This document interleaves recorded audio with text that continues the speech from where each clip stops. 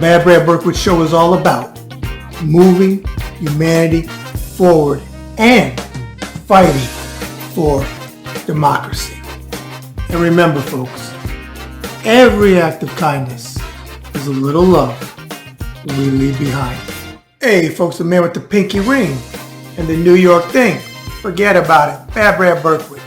And welcome to the Bad Brad Berkwitt Show on the Ringside Report web TV channel. Forget about it.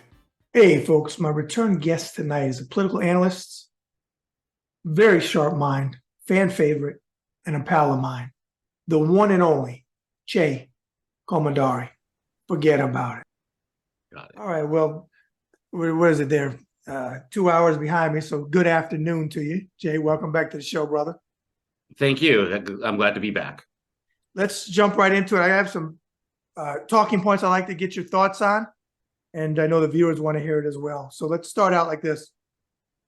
Will Trump, in your opinion, win the GOP nomination? Yeah, I think that it's almost certain that he'll win the GOP nomination. Let's sketch out how he would not win. So the first one would be in Iowa, Nikki Haley finishes second. The importance of that is it makes it a sort of a Trump-Haley race, even if Trump is, many points ahead. I think the last poll had him over 30 points ahead of the rest of the field. But if she does finish second, it basically fully deflates the DeSantis balloon. It makes it a Trump-Haley race going to New Hampshire, where she's only a few points behind. Then in New Hampshire, Chris Christie would drop out. Everyone who is anti-Trump would try to unify behind Nikki Haley. She wins the New Hampshire primary against Donald Trump. Huge blow to Donald Trump, a massive failure on his part. He will be very upset about it. I also think if you look at the calendar, there is a significant amount of time between New Hampshire and South Carolina. There's almost a month between those two dates. She goes to South Carolina where she's significantly behind, but she is the former governor of the state.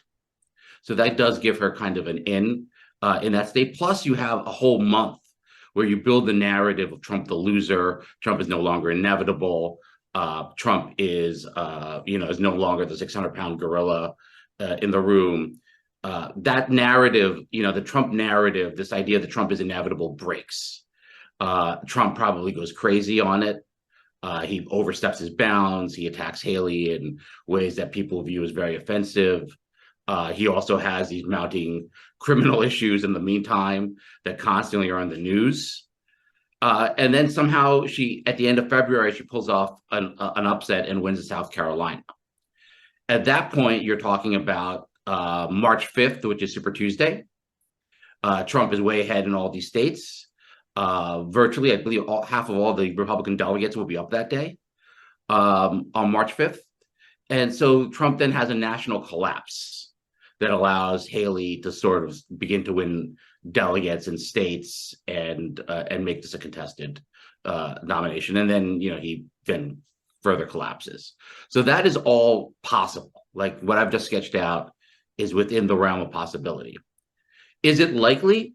No, I don't think it's very likely. I think there's some reasons why it's not likely. I think one of them is Haley herself. I think you can see with her answer on slavery in New Hampshire, she is way too cautious as a politician.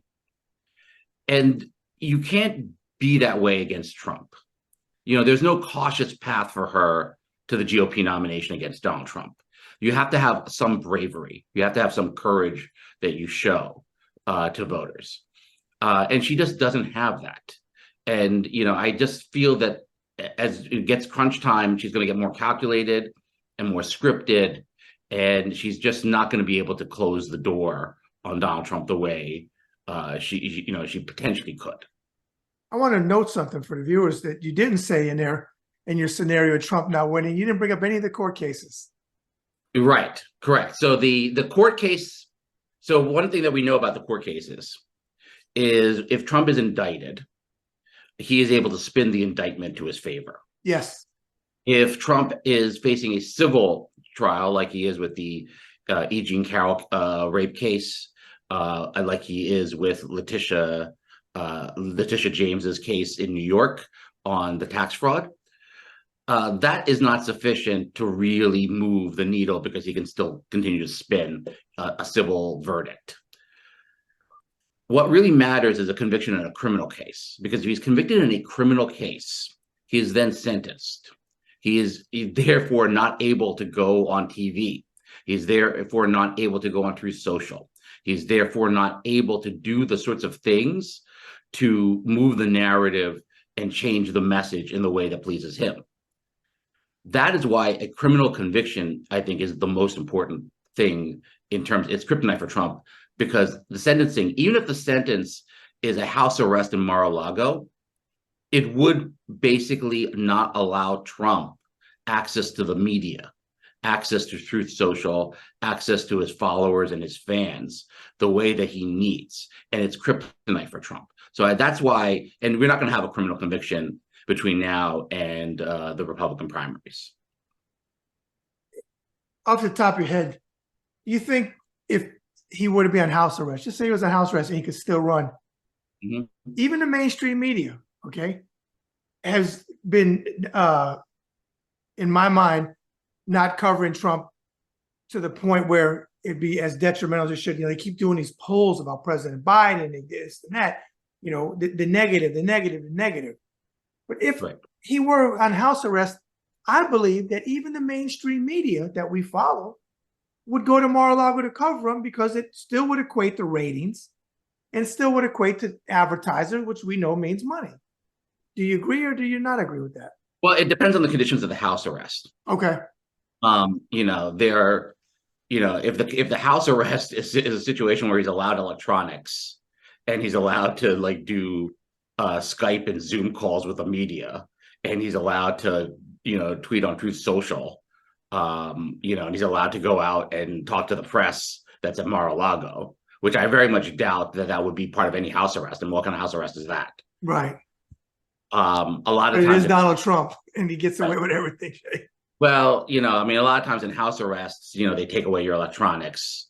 You know, you're allowed to sleep in your own bed, but that's kind of the extent of it. You know, you're not. Well, Liv Parnas, who I had on my show, he was on house arrest and he was doing shows. Oh, so then he was allowed to do that. Yeah, that would. So if you did allow a kind of situation where you are allowed electronics and access to the media and to do shows like this one, that would not really hamper Trump as much as we would like.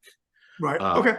One other thing before we move to the next talking point, did Tim Scott endorse Nikki or did he endorse Trump? Because we mentioned South Carolina, and I know he dropped out, of course, but did he endorse anybody yet? He is not. My expectation is that he will endorse Donald Trump. Okay, me too. And the reason is I think that he has there seems to be some anger between him and Nikki Haley that feels maybe somewhat personal. I don't know what it is, but you've seen it in the debates. You know, that feeling, even though Nikki Haley did appoint Tim Scott, I believe, to his Senate seat. Oh, wow. There just definitely is. Oh, I mean, it probably goes back to like South Carolina and a rivalry between the two of them for position, for advancement. But I just have this real sense that he's going to endorse Donald Trump. He's not going to endorse Nikki Haley. And I agree with you on that. Okay. What do you think of President Biden's speech last night from Valley Forge? I thought it was very good. I thought it was very effective. I thought that it was a full-throated defense of democracy, the Constitution, American principles. I think he laid out the case against Trump and his threat to democracy in a very clear, succinct way. I thought that the sound bites, which is what most people are going to be hearing of the speech, that were captured and that you saw on television and online, I thought those were very effective. I thought those were very good, effective sound bites. So I do think that that's a very, very good speech. You know, is there the problem with Trump and with attacking Trump that I found is that there's so many different avenues of attacking Trump that kind of nothing gets through. So the day before, you know, Joe Biden's Valley Forge speech, we were talking about how Trump was getting money from foreign governments. You know, so we had one narrative that was going the day before that Trump is corrupt. And then we have this narrative that Trump is a fascist and a threat to democracy. And then the next day, we're going to have a narrative that Trump is a racist, or that Trump is a sexist, that he's a misogynist. Then the next day, we'll have a discussion about how Trump is incompetent and how he's stupid. And then we'll have a discussion, which I always find very amusing, that Trump has a bad body odor that smells. Right, we'll have that discussion. So the narrative, the attacks on Trump, the narrative on Trump constantly changes. And so as a result, with having these multi-pronged attacks, nothing ends up getting through. So there has to be a discipline on the part, not only, the president has that discipline, I think, but also Democratic surrogates. What is exactly our case against Donald Trump? And we just have to stick to it and repeat it from here to the election day. Okay. So if the case is that he is a threat to democracy, which he clearly is. I think that's the most serious case, that he's an authoritarian and he's a threat to democracy. Maybe we couple that with also the idea that he is corrupt, that he only looks out for himself. And that goes to the idea of him as an authoritarian, that the only thing that matters to Donald Trump is Donald Trump, not you. And nobody else is looking out for you. So I think that narrative, if you can have discipline and focus on it, is a very potent one. Okay. In your opinion, how has the GOP changed since 2016, and why does it help Trump? So I think you can see the changes in the GOP in this primary. So if you remember in 2016, Donald Trump was strong in New Hampshire and weak in Iowa. He actually lost Iowa to Ted Cruz. Mm-hmm. He almost came in third place. I think Marco Rubio was right there. But he was pretty strong in New Hampshire. He had the lead. He maintained it. Marco Rubio was very close to Trump in New Hampshire, and then Chris Christie did his thing in that debate and attacked Rubio, and that helped Trump win. But if you think about what happened in 2016, the group that was most in favor of Trump was in New Hampshire. There were business-friendly Republicans, pro-business Republicans, maybe of a more libertarian, more moderate stripe, who wanted a business leader who could go into DC and cut a deal for tax cuts. The evangelicals, however, looked at Trump's personal life, his history of being pro-choice, his history of being a Democrat sometimes, all of those sorts of things, and just did not feel that this was somebody they could support and endorse. This was a person whose character was not something that was going to advance the issues and causes that they cared about. That is now entirely flipped. Iowa is a strength for Trump because he's so strong with those same evangelical voters who in 2016 supported Ted Cruz. New Hampshire is a weakness for Trump because he's so weak among those moderate independents, those libertarian-leaning independents, those pro-business independents who just view Trump as crazy and chaotic and unstable, and they don't want that again. They want stability at the top. So that reversal is, I think, really interesting to look at. Like, why is Trump now so strong among evangelicals when in 2016 this was his weak point? It's because Trump has constantly hammered home a narrative, us versus them. Mm-hmm. It's me versus the deep state. It's me versus the Democrats. It's me versus the establishment. It's me versus the media. It's an us versus them narrative. And the enemies that I will fight against, that I will lead this MAGA movement against, are other Americans. That, I think, is a very deep and profound idea that Trump sort of has, this idea that the enemy are other Americans. And that, I think, among evangelicals has really caught fire, because evangelicals have a narrative that comes from the Bible of persecution, mm-hmm. of martyrdom, of the idea that you are alone in your faith against a world that does not support you. And evangelicals have increasingly felt, as America becomes less Christian, it has become more secular since the 1960s. It has certainly become less white since the 1960s, that these demographic changes really rub them the wrong way, that it's something that they are now opposed to a culture that is emerging, and Donald Trump will lead them against this culture. You're absolutely right. And, that ties in where Flynn said one religion. They want that one religion, whatever that religion is, I don't know.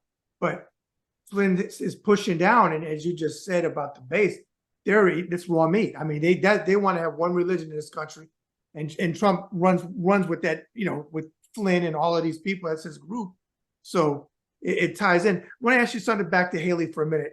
Something she said she wouldn't do. I don't believe her, but just say that Donald Trump, picks bird brain, as he calls her. I'm not calling her, but he calls her bird brain, like he insults everybody, for his vice president pick.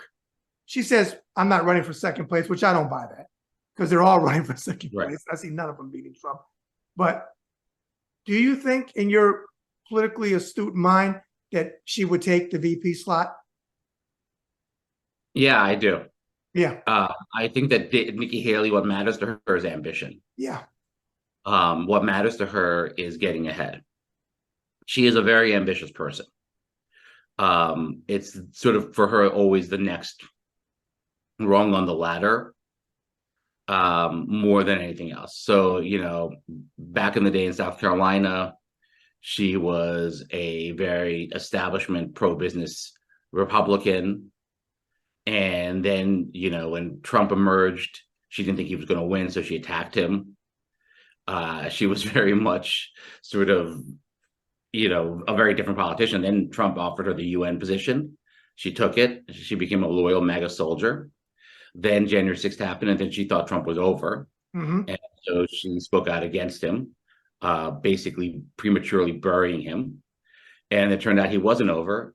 And then she had to backtrack on that. And so she is constantly creating a space where she can maneuver ahead if she needs to, because I think that maneuvering ahead is the most important aspect for her. But I also think that space that she's created has helped her, unfortunately, as opposed to Chris Christie. Because what Haley has done is she's kind of created a space where a voter who likes Trump but doesn't necessarily think he should be returned to the Oval Office, they doesn't think he can win, thinks he might be too chaotic, thinks he's kind of going off the deep end a little bit here, doesn't like all the chaos, wants to move on to somebody else, and is open to it, that voter can vote for Haley. Like, that's sort of what Haley has sort of been able to sort of create that space to attract that kind of voter. So it's morally repugnant, but it is also probably good political strategy, unfortunately. Okay. What will be the biggest political event of 2024 in your mind? It would be the day the verdict comes down in the DC trial, the one presided by Tanya Chutkin about election interference and the events of January 6th. A couple of aspects of it. First of all, it's probably the only verdict in a criminal case that we're going to get in 24. If you look at the other cases, the documents case is supposed to happen after that, but we have a judge in Florida, Eileen Cannon, who is a pro-Trump judge. And I don't have any confidence, and people I've talked to have no confidence, that we are going to see that trial before the election, that she will allow Trump's people to delay that until the election. So so that probably won't happen in terms of a verdict before the election. The case in Georgia is extremely complicated. Jury selection is going to take weeks, probably maybe, and I think Fannie Willis set a timetable of it starting in August, and she's been very open about the idea that this is not going to be done before the election. So that's a verdict that we're not going to have before the election. And then the Alvin Bragg case about the Stormy Daniels payment, he has been very clear that he will allow the other cases to proceed first and give them priority before that case happens. So we might not have that verdict either before the election. Okay. Oh, you froze. The only one that we will have probably a verdict on is the trial. The only one that we will have a verdict on, definitely, is the DC trial, the one that Tanya Chutkin is presiding over about election interference. Okay. Can you still hear me, Jay? Because you're kind of freezing in and out. You back? Yeah, there you go. Okay. Can you hear me? Yeah. Yeah. So yes, I can hear you now. Okay. So yeah, so I was saying that the only one that, can you hear me now? All right. Yeah, I can hear you. I'm still freezing. All right. Okay. Yeah, it's the only trial that I have confidence that we're going to get a verdict trial. Yes. Okay. All right. On that talking point, we're going to take a short commercial break.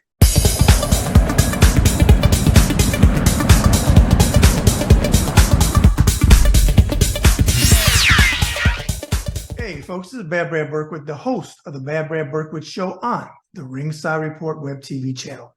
And I want to talk to you about sponsorship.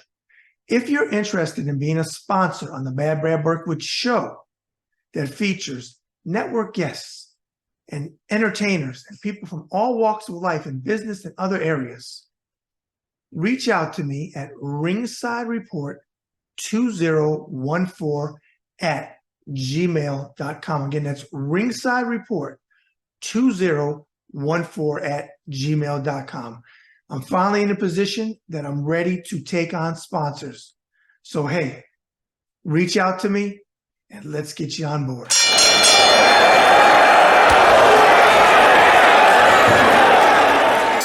I want to talk to you about my book, Boxing Interviews of a Lifetime. If you watch my show, The Bad Brad Berkwitt Show, you know that I love doing 360 conversations with all types of people. Well, I made my bones in boxing over a quarter of a century ago, interviewing world champion boxers, people in the sport, and entertainers that love the sport of boxing, which led to my induction into the Florida Boxing Hall of Fame in June of 2021. And that's the ring that you see me wear all the time on my show. Well, if you like to pick up my book, Boxing Interviews of a Lifetime, go to authorhouse.com. Again, it's authorhouse.com. And if you would like to get it personally inscribed or inscribed for somebody that you're sending to as a gift, you can reach out to me and we can arrange for something as well. All right, we're now back. I got a couple more for you. What I want to know next, if we could, is what can President Biden do? Though I'm not sold on these polls, but I know that they're out there. What can he do to turn around his poll numbers? He can talk frankly about his age. I think a frank conversation with the American people, Oprah doesn't have a show yet, but maybe a sit down in some sort of venue that has reach, to a non-traditional political audience, maybe several of those, where he talks frankly about his age. And he talks about some of the limitations that he experiences physically that we can all see in how he moves, things like that. But how he's still sharp as a tack.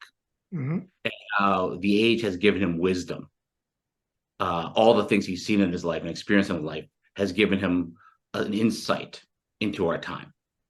And this is how his age positively affects his job and makes his job possible, and how he will endeavor to do this job for the next 4 years, if reelected, hopefully, and how the age is going to be an asset to that, these next 4 years, not an impediment. I think he needs to talk frankly about it. I think he needs to be honest. Look, I don't move the way I used to.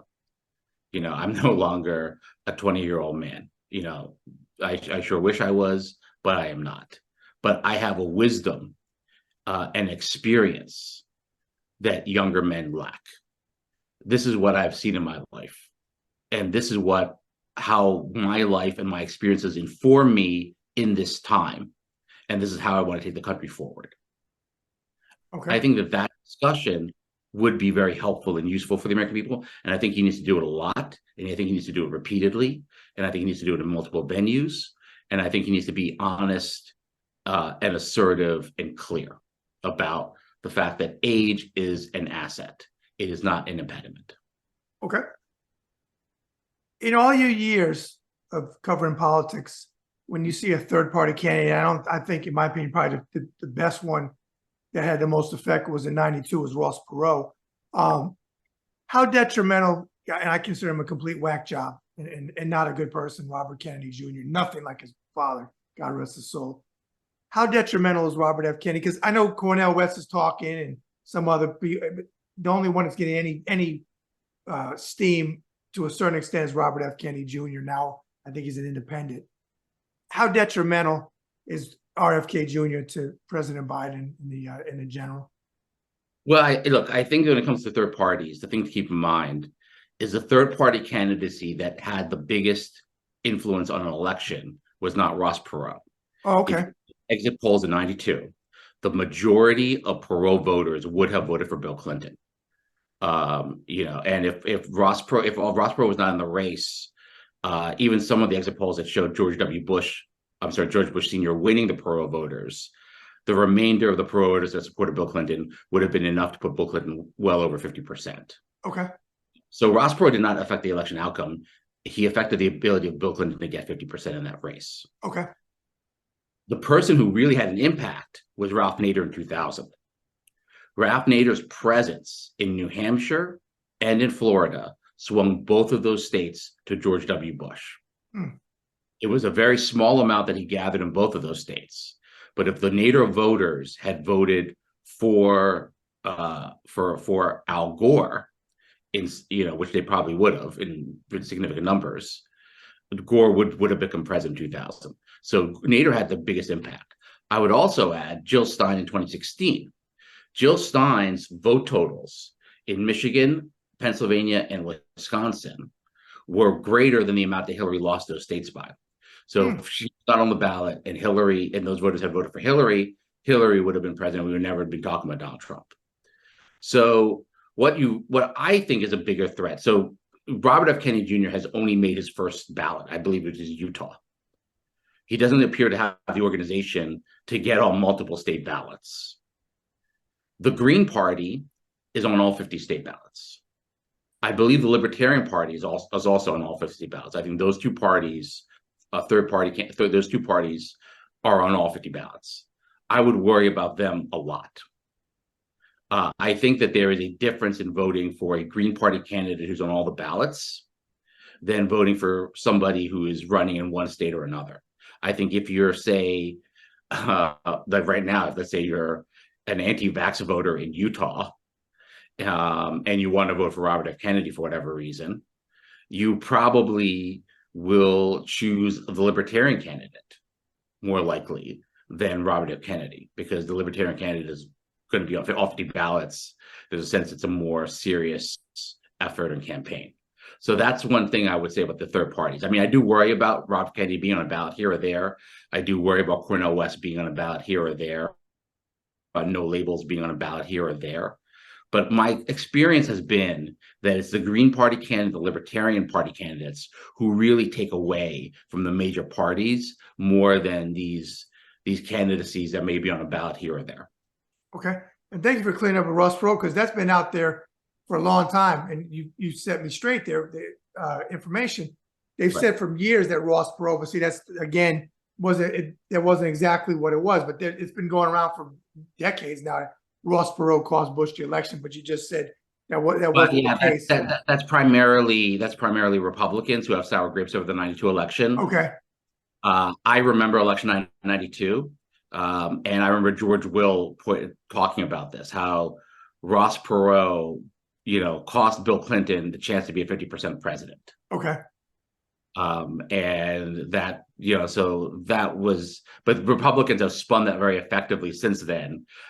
They've gotten held of some poll data that shows the majority of Perot voters would have voted for George Bush Sr. over Bill Clinton. But even if you do an analysis of that, if you give all the Clinton voters, the Perot voters who voted for Clinton over to Clinton, he's over 50% and he wins the election. Okay. Last talking point I want to ask you, and I don't know if you've been asked this before on TV or not, but it's a doomsday question. Right. Let's say Trump wins and he's now the president. What happens to America? It won't be a country we're going to recognize. Yeah. It will not be a country we recognize. I think that threat and the severity of that is very serious. That's like why, I do worry about these third parties, costing Joe Biden an election. If you think about how Trump's going to win, he's not going to win the popular vote. No. I mean, he's only going to win the Electoral College, and it will probably be because some rich donors who are buddies of his decide to fund third-party candidates that diminishes Joe Biden's vote totals. So I think that's a scenario that does worry me a great deal about that. But the man is made it very clear that he is an authoritarian. He's not hiding it from anybody. He's been very clear. He's been very succinct.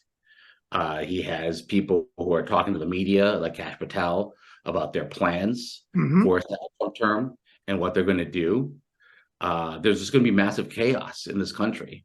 It'll probably be the most chaotic period of this country since before the Civil War, which is not a period I think any of us want to repeat. But the chaos that we saw in the first Trump term is going to be a walk in the park compared to what was in the second Trump term.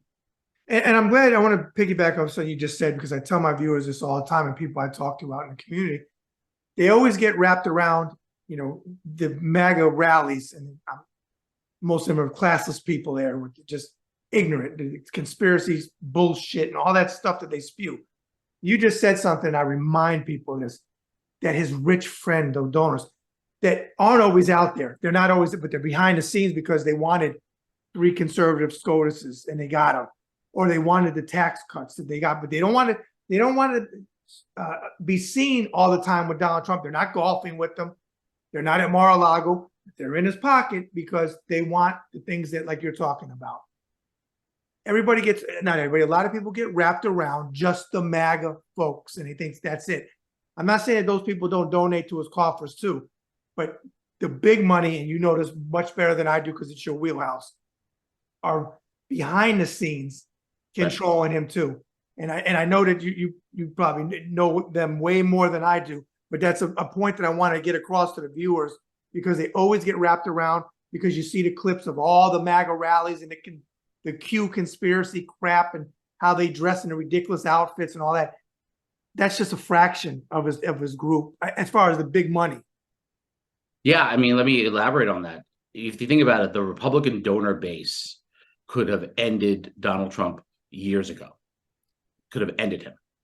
If the rich Republican donors had come to Mitch McConnell and said, no more money for your Senate candidates if you have Donald Trump at the top of your ticket, if you support Donald Trump.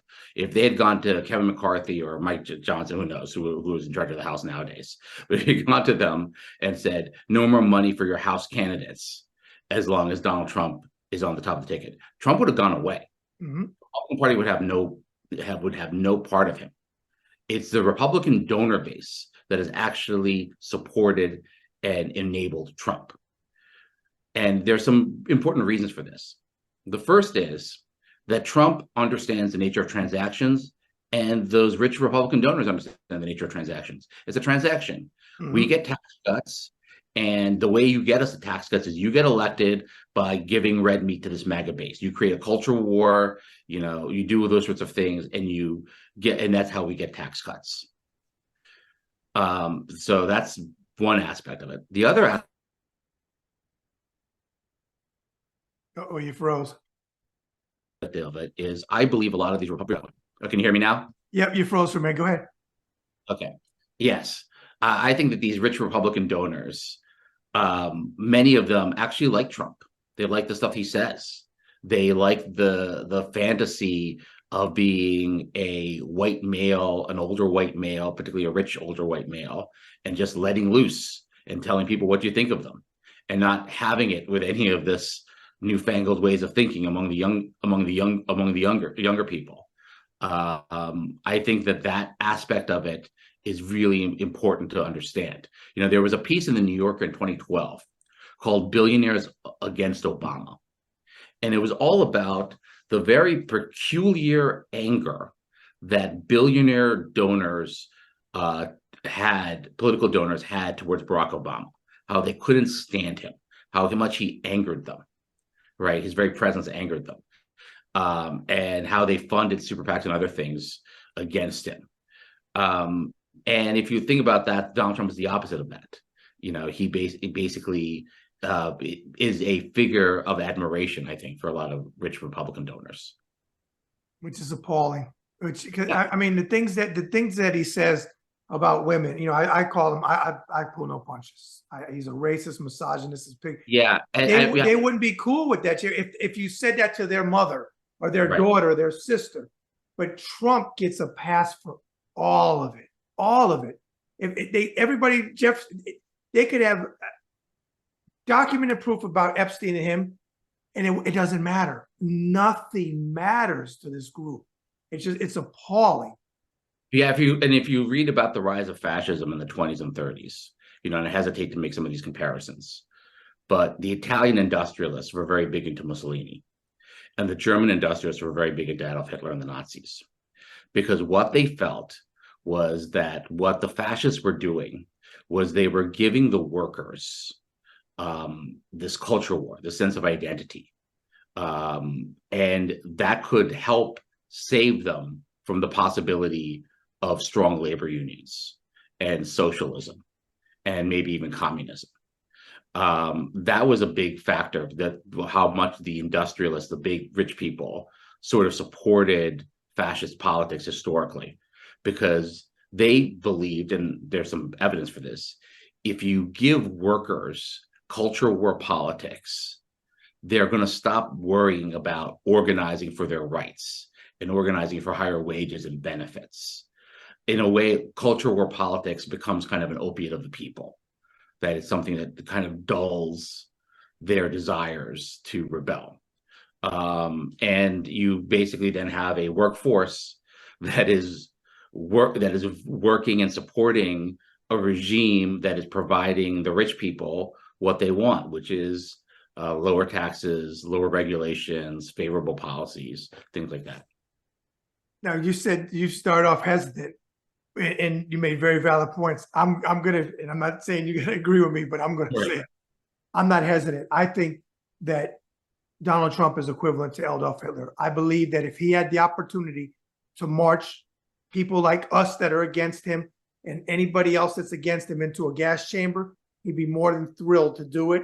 And there's a contingent in this country that would be right behind him. I believe if they put slavery back on the ballot, if there was a ballot issue, there would be a good percentage, I know it'd be his base, that would say, yeah, let's bring slavery back. Because when you have jerks like Ron DeSantis, who comes out of his mouth, and I'm almost 50% Italian, I know he's Italian, it's insulting to my ancestors that came to this country and saw things in the stores that said Italians do not need to apply, or when he said WAPs, without paper, which is a negative thing against Italian stereotype. DeSantis says there were things, quote, that they learned, like blacks, like there was positive things in slavery. There was nothing positive in slavery, owning another human being. Or when Nikki cleaned it up and couldn't say out of her mouth slavery, but then came back the next day because he got so much bad press on it. We know the Civil War. History is like my favorite subject, but it's a no-brainer. Even they taught that in school, that the Civil War was fought over slavery, brother fighting brother on opposite sides. But they can't. It just blows my mind that in 2024, that whether you like Reagan or not, whether you're a progressive or you're moderate or whatever you are in the Democratic Party, they could work with the old group of Republicans. Oh, you frozen me. So there? Yes, can you hear me? They could work with them. They could argue tooth and nail on the floor, fight it out, and then go to Georgetown to have a beer. You can't do that no more. I've had people on my show. How do you do that with a Lauren Boebert or a Marjorie Taylor Greene? Boebert gets caught in in Beetlejuice with kids in there, groping a guy, and a guy groping her. And I'm not being funny. This is factual. Nobody said anything. But if that would have been a Democrat, they would have called for impeachment. They need to resign. And I'm hard on the Democrats too. If a Democrat does something bad, I'm not going to defend. If they're wrong, they're wrong. But we started out talking about Papa Bush and people like Jack Kemp. I mentioned him, Bob Dole. I'm not saying you have to agree with everything you like about it, but I believe, and this is my opinion, that they would not allow this insanity in the Republican Party. I know there was a lot of their policies that were bad and they hurt America. I get it. I know Reagan wasn't all that they made him out to be, but I still believe in my heart, having served under Reagan was my first commander in chief, that they would not allow the insanity. And one thing they always want to hit me with, they say, well, the squad. I said, well, I don't agree with everything in the squad. I'm not going to tell you I agree with everything that they say and do, but I remind them of something, it's my opinion again, that no matter what you hit the squad on, as far as I'm concerned, some of the things that are a little bit radical for me, they're not trying to end democracy. And the Republican Party is trying to end democracy and standing behind the most evil person that's ever occupied their party in Donald John Trump. I mean, period. Yeah, I mean, I think that one big aspect of the Republican Party today is that the enemy are other Americans, and Trump that, and has created that. So yeah, you cannot have beers after work with your coworker on the Hill because the enemies are coworker on the Hill. Yes. So that I think is very different. So if you think about the way a previous president like Reagan may have done things, he wanted to unite the country behind a common purpose. And I, as a Democrat, disagree on what that purpose was. But that was always kind of his approach. I need to unite people and get them to where I want them to go. Trump doesn't do that. Trump is actually much more like, let me take my part of the country and set it against the other part of the country. Mm-hmm. It's a constant war in that sense. Yes. If you think about take a case like immigration. Let's say you're an immigration hawk. Let's say you're somebody who was against immigration. Previously, the way you would look at it is, I got to convince these swing voters who actually like immigration, who actually think immigration is good for America, who actually celebrate the Statue of Liberty and the tradition that we have in this country of accepting people from other countries. I have to convince that group of people to come to my side that we need to have a border wall, that we need to have very tough restrictions against immigration. I need to convince them that this thing that they think is good for America is actually not good for America. I need to persuade them. They don't do any of that. Trump never does that. No. He's just, build that wall. We're going to, they're poisoning our blood, vermin. None of it's designed to persuade you of any of this. And so that I think is very telling, because their interest is not a democratic interest in moving policy towards a particular direction. Their interest is authoritarian power. They simply want to overpower, humiliate, and subjugate those who oppose them. Yeah, and piggyback over that one last talking point, the worst one for me, being a former military guy, is that you have sitting members of Congress and Senate that back Putin, that come out of their mouth. And going back to Khrushchev with Eisenhower, we never, we knew what Russia was, and we acknowledged that. I know Reagan worked with Gorbachev and they did stuff together, but we never made Russia like, and Putin, the worst of them all. He makes Yeltsin and all of them look like choir boys. But you have sitting Republican congressmen, Green, Hobart, all say they support Putin. Yeah, and him in Helsinki, as you remember, in 2018, right. I asked Putin to get an election. He said he didn't. Dan Coates' jaw hit the effing ground, the floor, and where he was sitting. We never had to me, that was treason right then and there when he said that in Helsinki over our agencies. He chose Putin. Yeah, and Steve Bannon, I think, has said it very explicitly, that Putin is an ally. Yes. Because a white Christian male fighting the swarthy Muslims. And so for a lot of the MAGA folks, they feel much closer to a Vladimir Putin than they do to someone like me. Because Vladimir Putin is a white Christian male and I am not, even though I'm an American and I am somebody who belongs to this country and believes ostensibly in the same ideals that they should be believing in, but they feel a closeness to the foreign dictator because the foreign dictator happens to be a white male Christian. It's also why you see Viktor Orban also be such a figure of admiration. Good point. Yeah, and might I add to that one point that viewers may not know, Steve Bannon, I'm retired Navy. I did 20 years and 28 days. You see my shadow box. Bannon was in the United States Navy. Believe it or not, and he looked nothing like he looks now. Back in the day, look, you wouldn't even know that was Steve Bannon, but he served our country. So he took an oath to this country, who now he's like Trump. He's trying to burn this country down to make it for them. Okay, well, what I'd like you to do before we close out is, if you would, give the viewers your social media platforms where they can find you.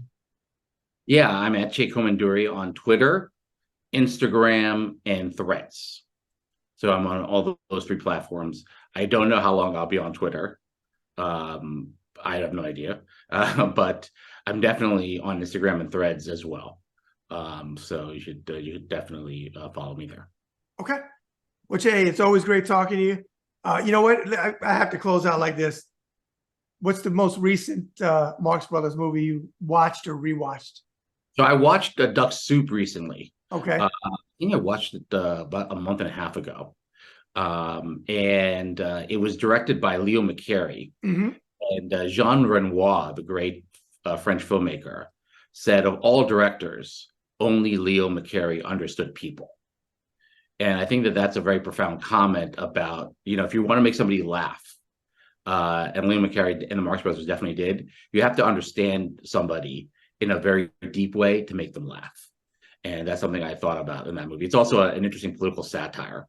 Rufus Deer Firefly, and and he takes over a little country and things like that. So it's actually very funny. And Jay, before we close, that's when I first became aware of you, because you were on with Ari. What was the clip that they kept playing over and over again? He said it was a line that Groucho said as that character. Yeah, it's like, whatever it is, I'm against it. Yeah. I believe it's from Horse Feathers. Yes, I think so. Yeah, Horse Feathers. One of you can go online, you can see the clip of the football game in that movie, and that is just hilarious. Harpo and the Marx Brothers go into a football game, and they create all kinds of chaos. Yeah, that was the day I became aware of you. I said this. I was like, I got to get you on my show, because I kept putting that on loop when I'm saying I'm against it. That was hilarious. Yeah, okay. Great clip. Okay, well, hey, I appreciate it. I have you back on in a couple more months. There'll be much more to talk about. Best to you and your family. Happy New Year. You too as well. Thank you. All right. Take care.